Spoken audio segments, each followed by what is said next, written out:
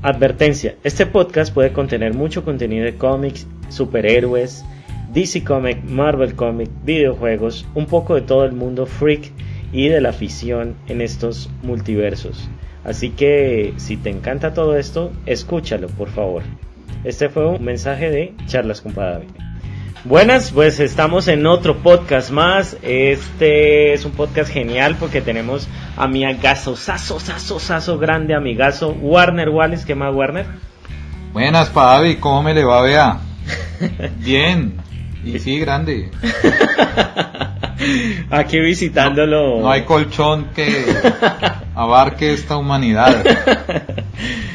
Y aquí visitándolo en su castillo, en su emporio de cómics acá, y hablando un poco de todo, pues resulta que tenemos una noticia, y de todas las noticias bacanas, que ya pues le dieron luz verde el Congreso de Estados Unidos a Disney para que comprara Fox, ¿no? Que eso está en ese proceso de puja, y pues está muy cercano a que tengamos ya, pues posiblemente en la siguiente fase del mundo cinematográfico de Marvel, el universo cinematográfico de Marvel, la inclusión de los Cuatro Fantásticos y los X-Men. Pues es posible, ¿no? Todo el mundo está hablando de eso. No sé qué opina mi amigo Warner. El ratón se creció. Eso va a ser un perro, ya no una rata y no un perro. Como el meme, ¿no? Mami, mate eso, que eso tenemos, no hay una rata, sino es un perro en la casa. Eso es un perro, hay que ponerle collar. En estos días va a caer elefante. Pues, como ustedes saben, los que han leído cómics o los que no han leído, les vamos a informar de que en los cómics, el mundo Marvel, pues no existen esos derechos como en el cinematográfico. Han estado muy unidos. Hubo inclusive un cómic donde era Avengers versus X-Men. Los Cuatro Fantásticos estuvieron también peleando con los Avengers. Personajes que eran Avengers fueron parte de los Cuatro Fantásticos, ¿cierto, mi querido Warner? Cierto, mi querido Padavi. Lo que pasa es con eso, Padavi y queridos escuchas, es que a ver, Marvel en la parte de los cómics, Marvel es un universo, por decirlo de alguna manera, unificado, ¿cierto? Hay que tener en cuenta que Marvel antes al principio llamaba Timely y luego cuando Stan Lee regentó Marvel, entonces él fue cuando empezó a crear todo lo que se conoce hoy como el universo Marvel, ¿cierto? Pero todo eso pertenecía a Marvel, ¿ya? O sea, esa parte de los cómics de Marvel en general, de la marca Marvel en general, pues eso pertenecía, sí, y era una sola empresa, y pues que Stan Lee en los 60 pues se puso a inventar personajes tras personaje que todos fueron un éxito. Empezando los Cuatro Fantásticos, el Hombre Araña, de hecho el universo Marvel empieza con los Cuatro Fantásticos, lo que conocemos. Obviamente, primero habían creado a Namor, la Antorcha Humana y al Capitán América, ¿sí? Sí. Y otros personajes más que no fueron tan famosos. Pero lo que podemos decir como inicio del universo Marvel tal y como lo conocemos hoy, empieza con los Cuatro Fantásticos, que fue un éxito. Luego siguió el Hombre Araña y de ahí en adelante todos los demás personajes, Iron Man, Hulk, los X-Men, Daredevil, muchísimos más, y los Avengers, por supuesto, ¿sí? Que es como una versión, una copia de la Liga de la Justicia, los Avengers, ¿sí? Sí. Pero todo eso pertenecía a una misma corporación, que era... O sea, ellos eran los dueños de la editorial. ¿Qué pasaba? Pues Stan Lee, especialmente Stan Lee, él siempre tuvo el sueño de que eso pasara fuera transmedia. O sea, que no se quedara solo en los cómics, sino que sus creaciones pasaran a la televisión y pasaran al cine. Sí, eso. Ese era el sueño de él siempre. Y él siempre pujó por hacer eso, y por eso salieron esas series en los 60 y 70 de Hulk. Sí, las series. ¿Sí? Y las cosas animadas que llegaron a salir y todo ese tipo de cosas. Pero él, para poder lograr ese traspaso del papel al celuloide, pues tenía que esperar a que empresas que hacían el cine, que hacían películas, compraran los derechos, hicieran el negocio con Fox. Y no siempre fue la misma Fox la que hizo las películas de sus personajes. Y luego la venta de los personajes. Claro, porque Fox pues sacó los X-Men, ¿cierto? Ellos dijeron, vamos a apostar por los X-Men. Pero Universal también compró los derechos de ciertos personajes, ¿cierto? Sí, entonces ellos empezaron a vender derechos para poder ver ese sueño realizado de hacer que los personajes de Marvel pasaran a la pantalla grande. A la pantalla grande y a la pantalla chica, ¿no? Chica. Sí. Y también por lo que pasó con el cambio en internet, que Marvel sufrió la crisis, que pues también vender sus personajes fue una forma de subir o salvaguardar un poco su economía por la baja venta de cómics, que sí, es más reciente. Esto es más reciente, sí, pero entonces, claro, las películas que están interesadas en hacer éxitos de taquilla, que ahora lo son, ¿sí? Fueron las empresas, todas las empresas de cine empezaron a ir a Marvel a comprarle derechos para poder hacer las películas, ¿sí? No sé si soy claro. Sí. Entonces por eso hay el lío que vos decís. El lío porque pues la única que creo que no compró derechos de cómics Marvel fue MGM, fue Metro Goldwyn Mayer. Sí. Que esa fue la única que no compró derechos de cómics porque les parecía algo absurdo. Sí, sí. Pero de resto, casi todas las empresas de cine trataron de comprar los derechos de Marvel, incluida Disney. Uh-huh. ¿Ya? Pero ¿qué fue lo que pasó? Nadie iba a esperar de que eso fuera tan exitoso. Y nadie iba a esperar de que Disney comprara la parte de los cómics de Marvel. Sí, ni el universo cinematográfico. O sea, entonces ahí ya genera el lío, porque no, en la parte del cine y la televisión, los derechos de los personajes Marvel, pues en la parte de cine y televisión, no los tiene Fox News, que era el primer dueño, sino que los tenían otras empresas. Sí, ahí es donde vos decís, exacto. Entonces ahí es donde está el meollo del asunto. Claro, ¿qué pretende Disney? Pues recuperar esos derechos que pertenecían originalmente, que ahorita es Disney. Sí, que ahorita como le dieron luz verde, claro. Entonces comienza todo ese proceso el cual correcto. Se unan estos personajes posiblemente, y esperamos que sí, porque sería muy beneficioso para pues entregas como la de los Cuatro Fantásticos, que no, lamentablemente en el cine no han tenido tanta aceptación, o no han sido tan exitosos, o han sido a veces desastrosos como los Fantacuatrastic. Sí, eso. Que fue eso. Pues, entonces sería beneficioso. Pero mira que Warner, o sea, la competencia, yo no, una empresa, ellos también tienen un problema más o menos similar. Time Warner, ellos sí han sabido, como tienen su propio Warner Channel, ¿sí? Channel. Yo no tengo nada que ver ahí. Tienen su propio Warner Channel, ¿cierto? DC, entonces ellos, claro, y DC Comics, Time Warner es la dueña de DC Comics, uh-huh. Y ellos tienen su propia productora de cine, y ellos sus seriados. Claro, y ellos han tratado de proteger los derechos de esas obras dentro de su propia corporación. El único problema que se sabe que hay es que, como lo mismo que yo les decía ahorita de Stan Lee, que él buscaba quien le hiciera sus programas de televisión y sus películas, pues iban a otras empresas, porque pues la propia empresa en la que él estaba no lo iban a hacer. Entonces eso pasó por ejemplo con el Batman de Adam West. El Batman de Adam West lo hizo Fox, uh-huh. Y Disney compró los derechos de ese Batman. Es decir, si Disney le da por meter a los Avengers a Batman de Adam West y ese universo, sí, lo puede hacer. En este momento lo puede hacer. Sí, porque al tener a Disney adquirir Fox, lo que hace es que tiene los derechos de ese Batman. De ese Batman al cual pueden incluir o meter. Lo pueden meter ahorita en ese momento lo pueden meter a los Avengers. Apenas Warner metió la demanda de decir, a ver, devuélvanme ese personaje, y están negociando a ver si a cuánto se lo venden. ¿Sí? Sí. Lo que pasó, por ejemplo, con lo que compraron de Hanna-Barbera, DC Comics, y que reeditaron o hicieron remakes claro. de los personajes que Hanna-Barbera era una empresa aparte de DC Comics, sí.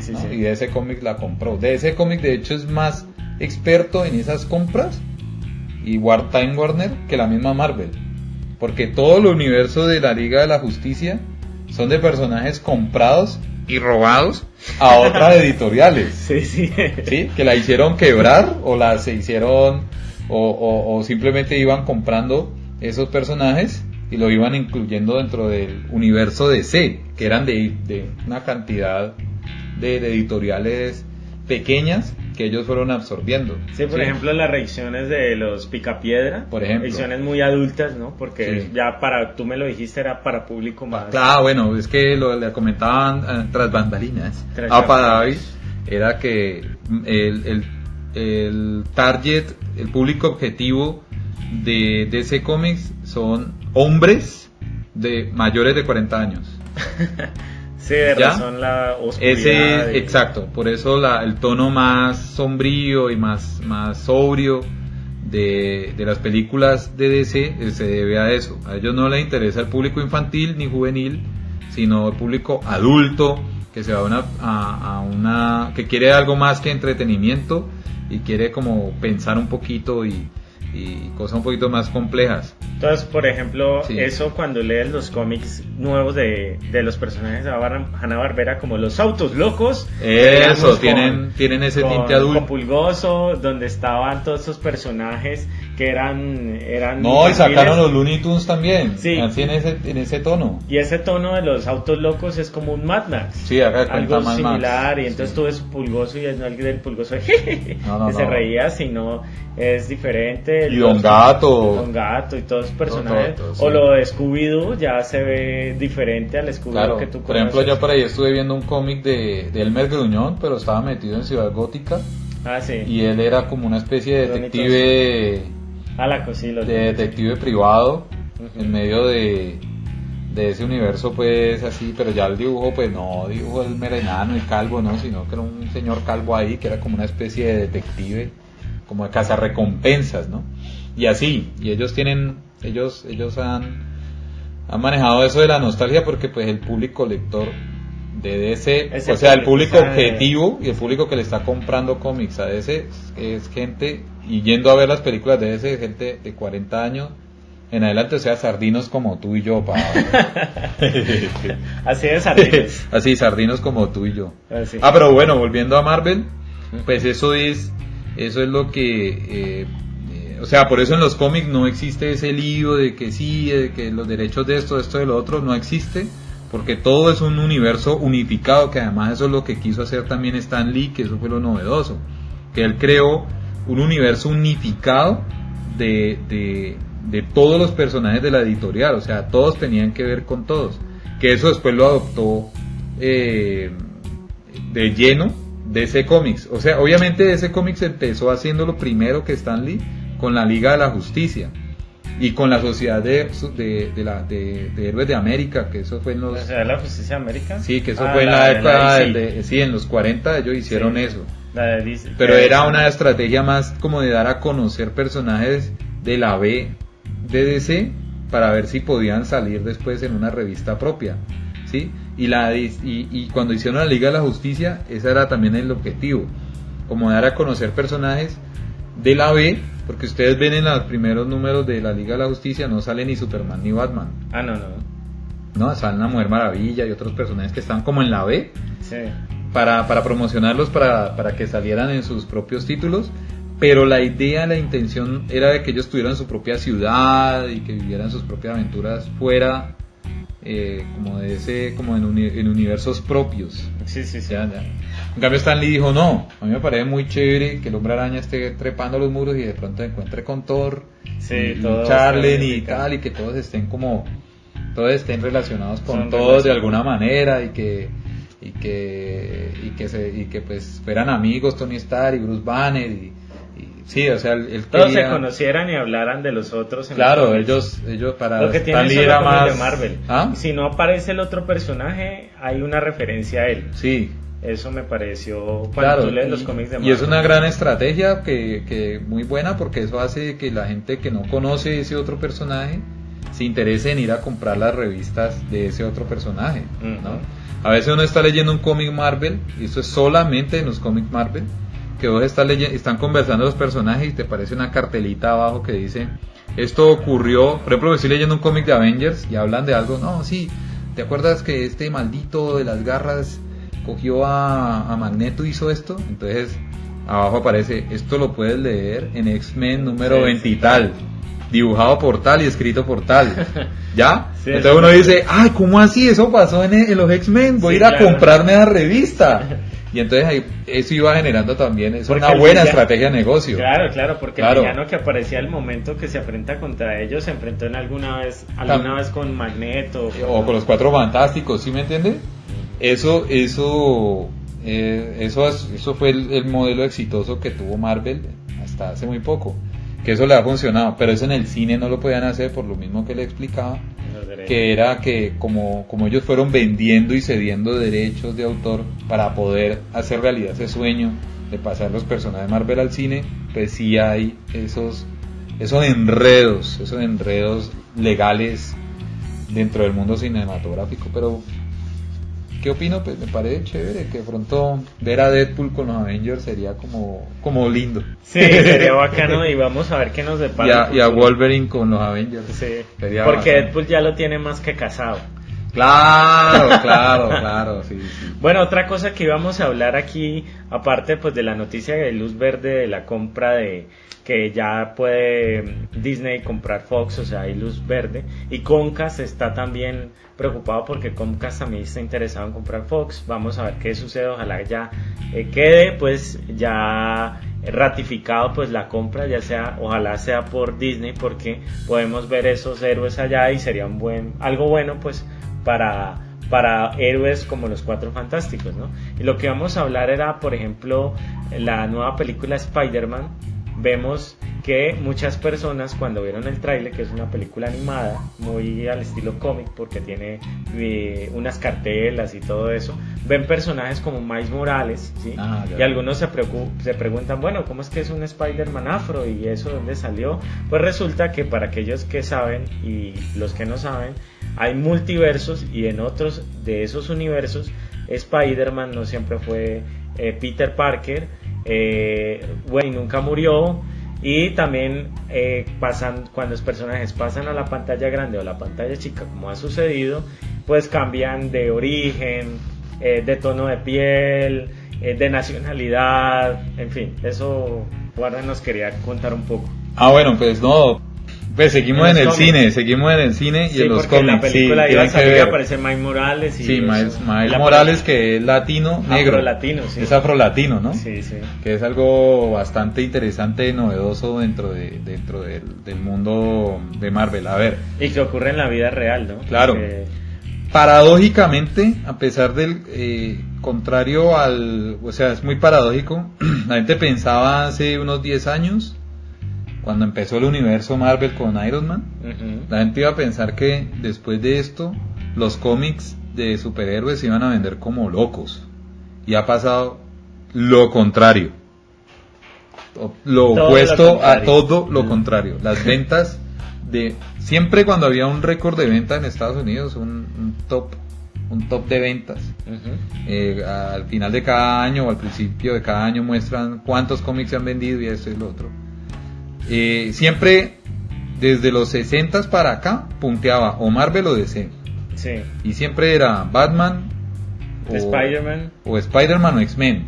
Casi siempre eran, sobre todo X-Men y Batman. Sí, esos son los que más. Y el Hombre Araña por ahí también entraba. Pero casi siempre punteaba Marvel y de segundo DC y como eso, y el resto, ¿ya? Ahora ya no se está viendo eso, ¿no? Por ejemplo, dentro de las ventas o sea, está la época de oro del cómic independiente. Los que están punteando en ventas son los cómics independientes. Sí.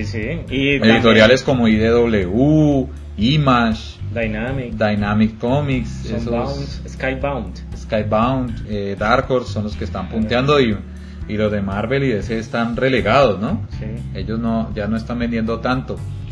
En los 90s, como para que ustedes hagan una proporción de las ideas, cuando en los 90s Jim Lee sacó el número 1 como el reboot del número 1 de X-Men, vendieron 1 millón de copias. El número 300 del Hombre Araña, cuando apareció Venom, vendieron 3 millones de copias. Wow, ¿ya? Bastante. Ahora, en estos momentos, el que saca más de 100.000 copias es un récord. Claro, ¿ya? En las proporciones de hoy. En las proporciones de hoy, ¿sí?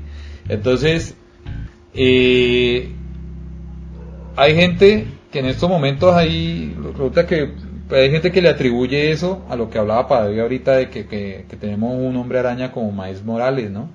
Entonces, ¿qué es lo que están haciendo estas editoriales, tanto Marvel como DC? Es mostrar, es ampliarse a la diversidad. Y eso está ¿sí? muy bien. Eso, claro, en mi opinión también está muy bien. Genial, porque claro. tenemos, pues no solo, pues Marvel tiene la inclusión de América Chávez, sí. ¿cierto? Que es venezolana y pues también es homosexual, que me parece muy genial. Sí, sí, sí. Está DC Comics, que tiene inclusión a la Green Lantern Jessica Cruz, que Cruz. Sí, que los padres son colombianos, sí. nacida en Estados Unidos pero de origen colombiano. Tenemos y hay un inhumano colombiano también que llama Dante Inferno. Dante Inferno. Sí. También tenemos Ronda Pineda, que es Atom, el Capitán Atom. Y tenemos otros héroes que son clásicos como Blue Beetle, Jaime Reyes, que son latinos. Y el otro Linterna Verde, que es árabe. El árabe. Entonces, y por ejemplo la Mujer Maravilla, pues ya la DC Comics salió haciendo un comunicado diciendo la Mujer Maravilla es bisexual. ¿Ya? Sí, ya. Es bisexual, le gustan los niños y las niñas. Eso va por todos lados. Sí, sí. ¿ya? No se esperaría más de un dios griego. Claro. Obviamente, porque don Zeus, mejor dicho, no me comía las manos porque las necesitaba para comer. Pero de resto, eso veía un muchachito medio bonito y lo iba secuestrando. Sí. Eso era una cosa impresionante, eso era con animales, toros, gansos, lluvias, de todo le daban a eso, sí. La mitología griega es rica en promiscuidad. Sí.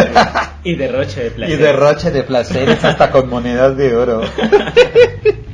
Pero bueno, investiguen para que los que están ahí santiguando, averigüense por qué existe el Minotauro, ¿no? De dónde salió esa vuelta y ustedes van a ver que ¡qué perversión! O los faunos, ¿no? Esos faunos. ¿De dónde salió el Minotauro? Sátiro, ¿no? La idea los de los sátiros. Pero bueno, entonces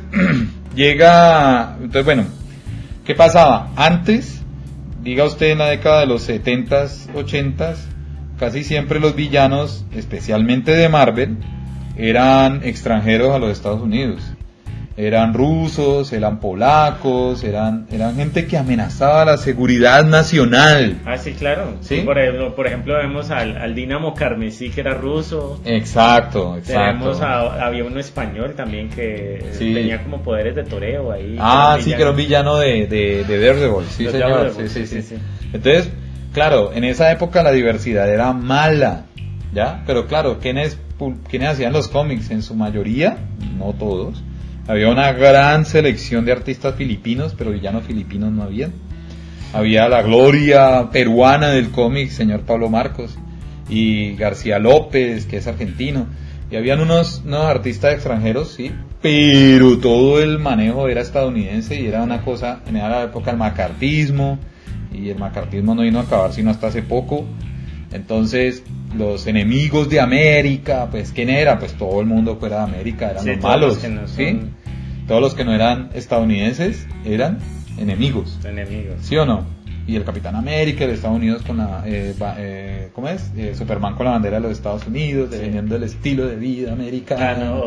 Bueno, ¿qué ha pasado ahora? Pues, hombre, esto del mundo se globalizó, ¿sí?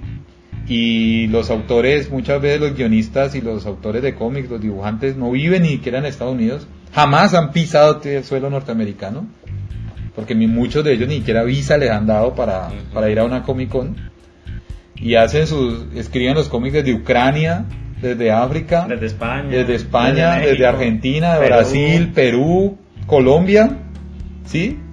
Y entonces llegan y le van a salir un guión con un villano un malo colombiano. Entonces, ¿qué va a decir el que lo va a dibujar o el que lo va a escribir? No, pérese. Claro. Entonces ya, por ejemplo, Magneto ya no es que es polaco, pues ya Magneto no es tan malo.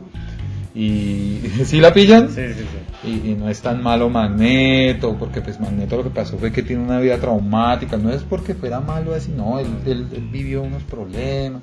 Ya Kurt Wagner, el de los X-Men alemán, él ya, él estuvo en un circo, él tuvo un trauma, y ya entró a los X-Men, él se reformó, ¿sí?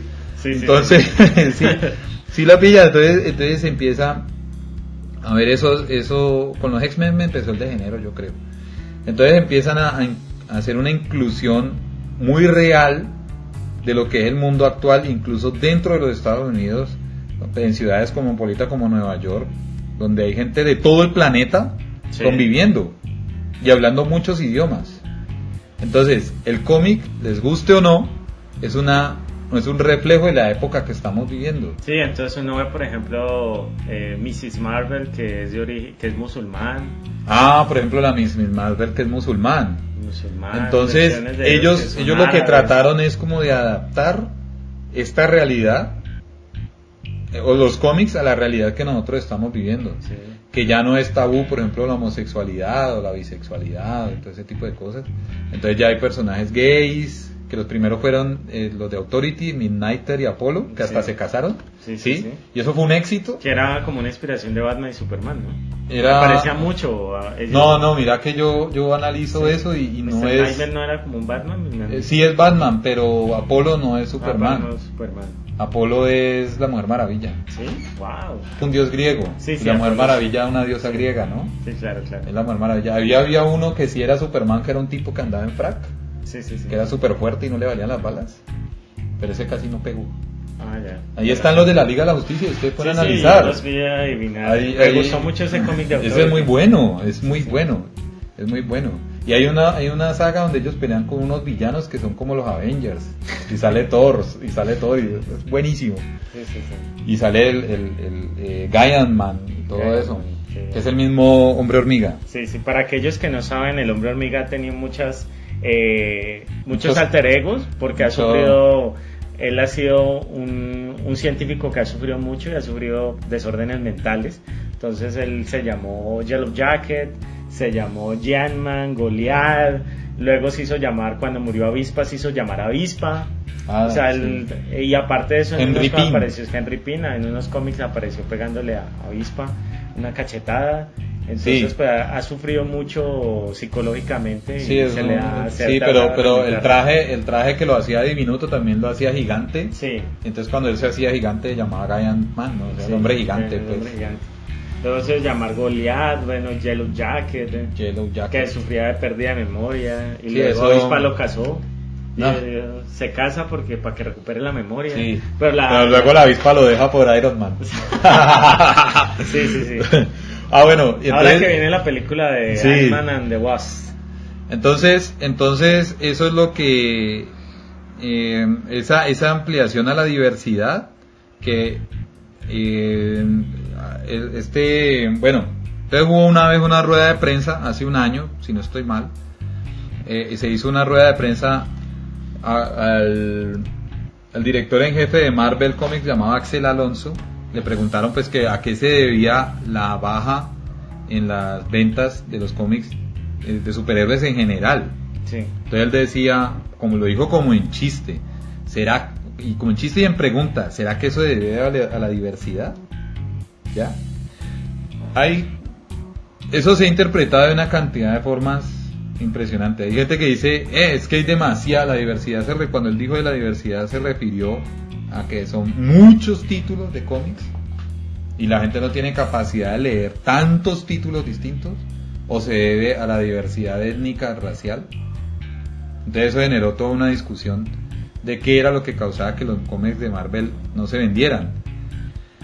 Y eso incluso impulsó un grupo de derecha dentro de los cómics, dentro de los fans de los cómics, un grupo como extrema derecha racista que se llaman los Comics Gate, que incluso están haciendo boicots para aquellos autores que hacen cómics con respecto a la diversidad, no les compren esos cómics, y tienen una lista negra de cuáles son los autores y dibujantes que no deben comprar. Hasta en ese mundo. Y entonces llega, claro, y esos manes llegan y dicen, no, sí, es que esos cómics fueron a la izquierda, esos autores fueron a la izquierda, y ahí es donde dañaron los cómics, porque que esos cómics ya están ilegibles, que eso no se puede leer, que eran mejor antes, cuando eran todos gringos y luchaban contra los no gringos. Sí. Entonces apareció el movimiento como Comics Gate, y entonces ellos dicen que eso debe, que eso es esa diversidad que hay ahorita es la causa de que los cómics de Marvel y DC no se vendan.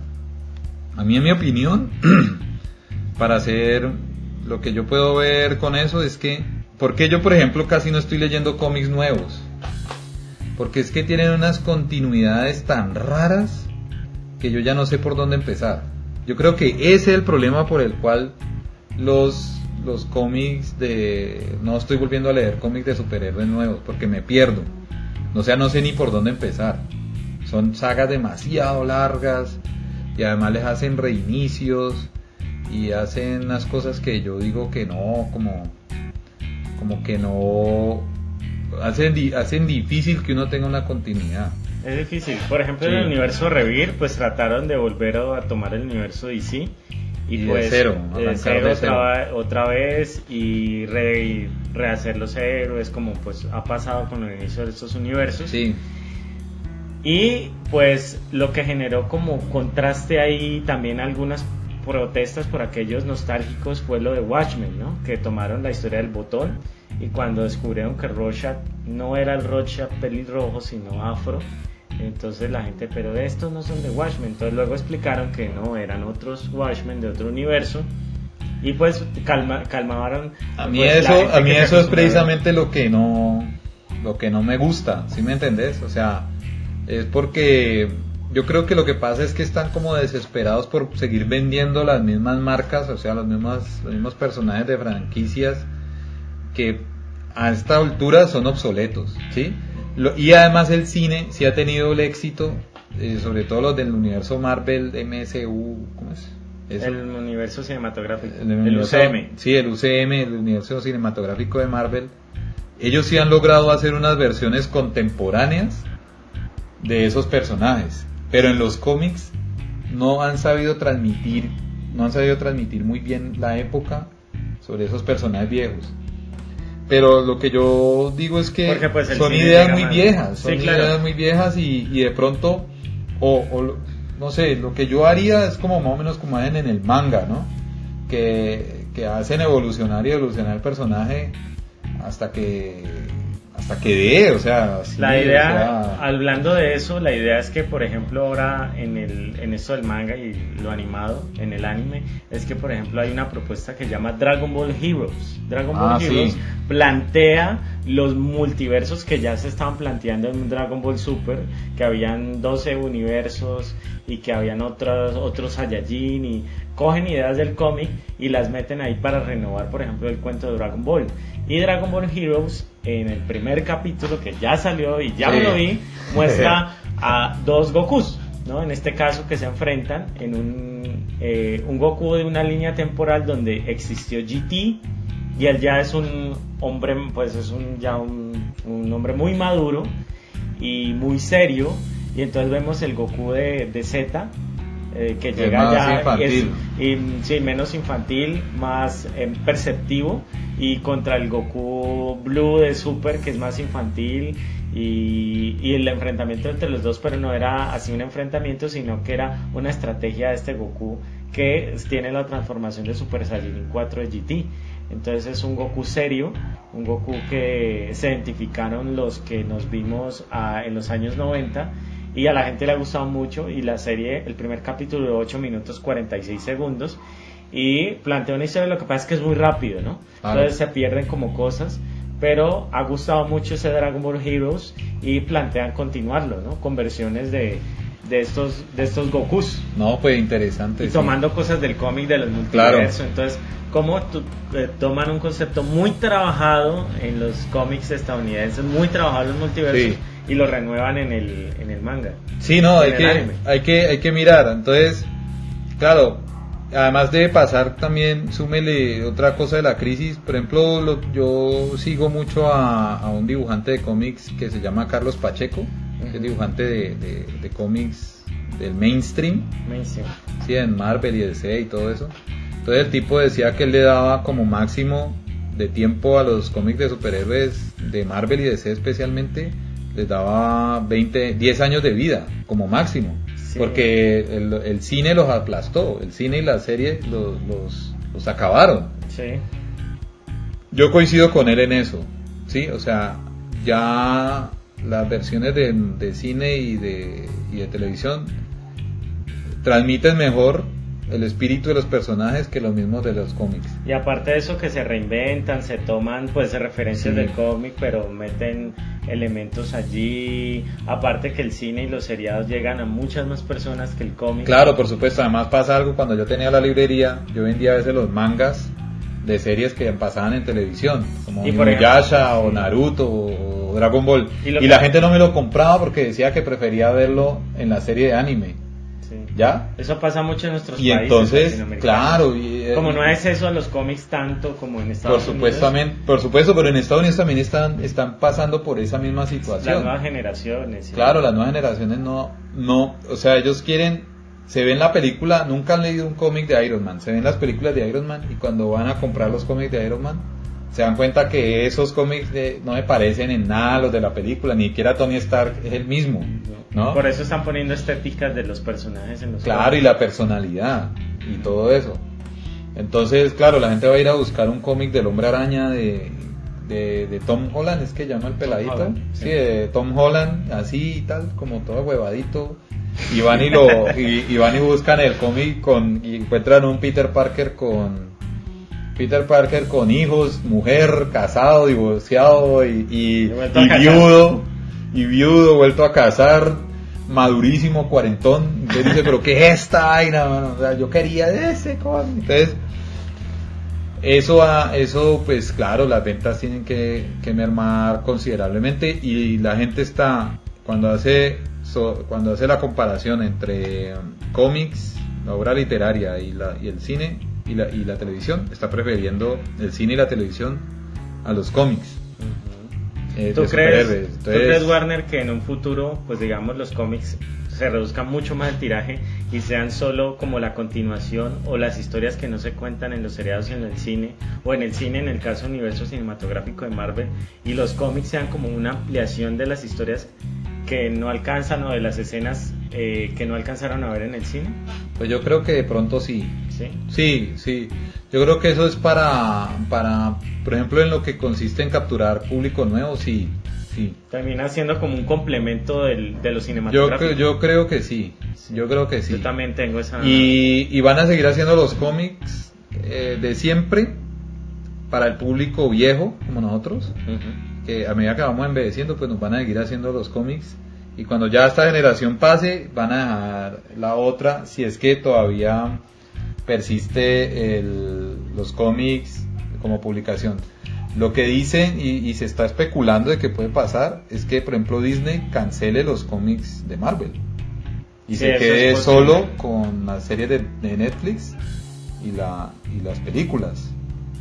Y por ejemplo, están considerando, y es una consideración que ya llevan varios años diciéndola, o sea, ya la están anunciando que eso puede llegar a suceder. Y por ejemplo, el cómic independiente, o bueno, ese cómic indie que no son las historias de superhéroes como lo hizo Netflix, que sacó un cómic basado en un mundo mágico, unos defensores mágicos, que es otra historia lejos de los superhéroes que siempre conocemos. Claro, esta es la época dorada, por decirlo de alguna forma, del cómic independiente. Sí, pues, y aparte de eso, claro, también hasta en los videojuegos, uno de los cómics independientes que ha ganado más en este año, también así en la parte de los videojuegos hay un videojuego independiente que también ha vendido más que los juegos AAA de las compañías. Correcto. O sea, por ejemplo, editoriales como Image, IDW, Dark Horse, ellos tienen sus propios universos y están sacando cómics muy interesantes que la gente les está gustando mucho más, que eso sí se están vendiendo, pero tampoco están llegando al 1.000.000 de copias como pasaba hace 20 años. Sí. Eso no está ocurriendo, ¿no? 500.000 copias, 1.000.000, no, eso ya no pasa en Estados Unidos. En Estados Unidos. Porque si nos vamos a Francia, pues Asterix y Obelix el año pasado vendió 3 millones de copias. Ah, sí, claro. Ya el cómic en Europa es... En Europa otra cosa. Otra cosa. Sí, en Europa Asterix y Obelix vendió 3 millones de copias. Sí, claro. Sí, entonces el título nuevo. El título nuevo. Sí. Es que allá ya es otro paseo. Es otro paseo y es otro tipo de público. Y para pues darle como un cierre a este podcast tan chévere que hemos hablado de todo, es como tratar de tener esperanza en qué pasará con los cómics a futuro, y si esa industria indie está tan fuerte en esto de los cómics, pues también que Colombia en esa industria tan pues pobre, digamos, esa falta de industria en un futuro, el cómic tan independiente o el cómic de muchos autores que se hace aquí muy casero también, ojalá incursione, ya sea en nuestro país o en Estados Unidos, no sé, pueda... Pues hombre, ya tenemos 2 autores que ganaron un premio internacional de manga en Japón, con un cómic hecho en Colombia. Me tiene muy... Y no en estilo manga. No es estilo manga, y me tiene muy orgulloso. Sí, de eso. Claro, entonces claro. Sí puede pasar. Sí este es el momento pues para uno aprovechar y sacar otras cosas, porque los lectores, por lo menos en Estados Unidos, están ávidos de ver cosas nuevas. Yo creo que ya está pasando con los cómics de superhéroe un desgaste, como pasó en la década de los 50, cuando fue la posguerra. Esta no es la primera vez que pasa una crisis de esas. En los 50 y... Sí, en la década de los 50, 45, 50, los cómics de superhéroes prácticamente desaparecieron, y los que sobrevivieron fueron Superman, Batman y la Mujer Maravilla. Sí. Además el resto hacían cómics de otras cosas. Los cambios políticos y sociales, los cambios que producen las migraciones, por ejemplo. Totalmente. Entonces no es la primera vez que esto ocurre, hasta que aparezca otro, podríamos decir que de pronto aparezca otro Stan Lee, que pueda... Y ojalá latino, que nos traiga... sí, muy probablemente. Muy probablemente, porque pues, hombre, en Nueva York se habla mucho español. Sí, claro. Ojalá. Y allá es donde se hacen las ideas buenas. Ojalá que sí. Entonces, miremos a ver. Bueno, y este fue nuestro podcast. Espero lo hayan disfrutado y nos vemos en el próximo podcast. Y nos despedimos. Chao, Warner. Chao, para mí.